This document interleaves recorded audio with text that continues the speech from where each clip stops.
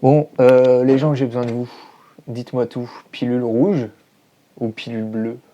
Je sais pas, j'hésite un peu. J'ai une petite préférence pour le bleu quand même. Bon, ça rigole, mais on a un petit tuto à faire, nous, non? Salut tout le monde, j'espère que vous allez bien. Aujourd'hui, on se retrouve pour un nouveau tuto sur le logiciel. Attention, roulement de tambour, Adobe Premiere Pro. Vous êtes surpris?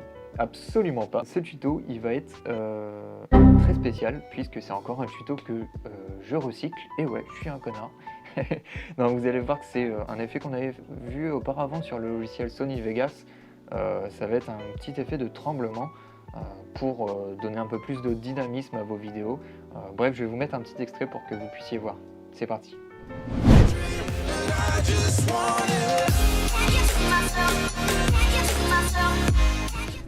Voilà, vous avez vu que c'est un effet plutôt stylé à faire pour donner un petit peu de dynamisme à ces vidéos. Je trouve ça plutôt pas mal. Donc voilà, on va se retrouver maintenant sur le logiciel. Hop, on va supprimer ça. Donc moi j'ai importé déjà une petite vidéo que j'avais trouvée sur Pixabay, encore une fois pour me faciliter la tâche, pour que pour aller plus vite, mais vous bien entendu vous mettez votre vidéo. Donc du coup ce qu'on va faire dans un premier temps, c'est qu'on va créer un calque d'effet. Donc si vous avez vu ma dernière vidéo, vous savez de quoi il s'agit, sinon pas de problème, je vais vous montrer comment on fait. Donc dans votre fenêtre de projet en bas à gauche, vous allez venir faire un clic droit. Alors, je vais juste bouger un petit peu ma caméra pour que vous puissiez voir. Hop, voilà. Donc, dans votre fenêtre de projet, vous allez venir faire un clic droit et vous allez venir chercher nouvel élément pour faire apparaître le calque d'effet. Hop, vous cliquez et vous faites OK. Et là, dans votre fenêtre de projet, bon, normalement, vous n'avez qu'un calque d'effet. Moi, c'est parce que j'ai refait.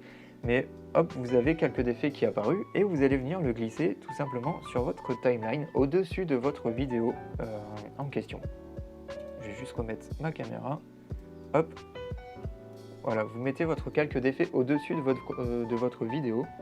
Ensuite, ce que vous allez faire, c'est que vous allez venir appuyer, hop, on va se remettre au début du calque d'effet. Vous allez venir appuyer une dizaine de fois à peu près sur votre touche droite du pavé numérique pour avancer. Voilà, et vous allez appuyer sur la touche C qui va vous permettre de cutter, en fait, de couper tout simplement votre calque d'effet. Vous appuyez sur C, hop, vous avez un petit cutter qui apparaît, vous appuyez tout simplement avec votre souris, ce qui va tout simplement découper votre vidéo, et hop, vous supprimez le reste de votre calque d'effet. Donc maintenant que vous avez votre calque d'effet découpé, vous le placez où vous voulez sur votre vidéo, où vous voulez que l'effet de tremblement soit présent. Donc bon, je vais le mettre au moment où il s'envole, moi, par exemple. Ici, voilà. Ensuite, ce que vous allez faire, c'est que vous allez vous rendre dans le panneau des effets qui se trouve en haut à droite pour ma part, et vous allez dans Effets vidéo. Vous allez venir chercher Déformation, et dans Déformation, il se trouve Transformation. Vous allez le sélectionner pour le venir le déposer sur votre calque d'effet. Tac, voilà, comme ceci. Et donc dans vos options d'effet, vous voyez que l'effet de transformation a été appliqué à votre calque d'effet. Donc maintenant, ce qu'on va faire, c'est qu'on va jouer tout simplement avec la position de cet effet transformation. Donc si vous appuyez sur le petit chronomètre qui est à côté de position, ça va tout simplement venir ajouter un point clé. Donc je précise qu'il faut bien se mettre au tout début du calque d'effet. Donc une fois que vous avez appuyé, que vous avez ajouté votre point clé, ce que vous allez faire, c'est que vous allez tout simplement avancer d'une frame donc vers la droite, comme ceci. Donc pour ce faire, vous appuyez tout simplement sur votre touche du pavé numérique, et nous, ce qu'on va faire, c'est qu'on va décaler, hop, vers la droite la position jusqu'à ce qu'une petite bande noire apparaisse. Donc faut pas le décaler de ouf comme ça, vous laissez juste une petite bande noire, hop, ouais, comme ceci, c'est pas mal. Et ensuite, ce que vous allez faire, c'est que vous allez redécaler d'une frame et vous allez appuyer sur la petite flèche, réinitialiser le paramètre, ce qui va remettre la vidéo comme elle était tout simplement. Et donc là, ce que vous allez faire, c'est que vous allez ravancer d'une frame, et au lieu de décaler comme ceci, on va venir décaler vers la gauche, la droite plutôt. Hop, on laisse une petite bande noire apparaître, on redécale à droite et on réinitialise. On fait pareil vers le haut et vers le bas. Hop, on réinitialise.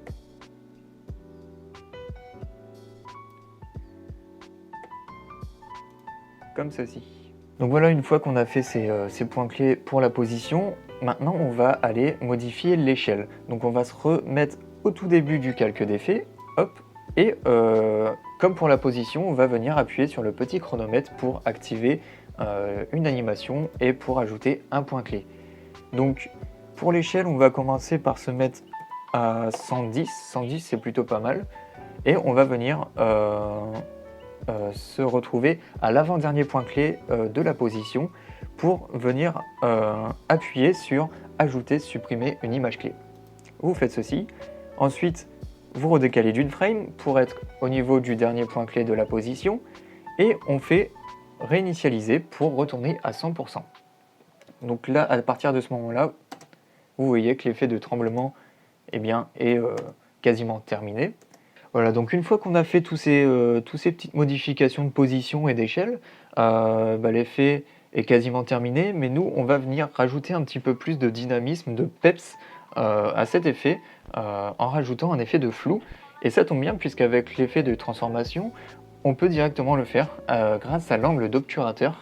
Donc vous voyez que de base, il est à 0. Et bien nous, on va venir le mettre à 360 à peu près. Hop. Et vous voyez qu'il y a également utilisé l'angle d'obturateur qui est coché. Nous, on va tout simplement le décocher. Et là, vous voyez que le petit effet de flou est bien apparu. Donc après, vous modifiez l'angle d'obturateur, donc l'intensité du flou selon votre envie, tout simplement. Vous voyez que si je baisse, il y aura un petit peu moins de flou. Et si j'augmente, bien entendu, il y aura un peu plus de flou. Donc voilà. Vous avez pu voir que c'était un effet plutôt rapide et facile à faire. Et ce qui est plutôt cool, c'est qu'on n'a pas besoin de plugin. Voilà, cette vidéo est terminée. J'espère qu'elle vous aura plu et surtout qu'elle vous aura été utile. C'est quand même le point principal. Si c'est le cas, n'hésitez pas à lâcher un petit commentaire, un petit pouce en l'air. Ça fait toujours plaisir. Et puis d'ici là, moi je vous dis à la prochaine pour de nouvelles vidéos. Allez, salut!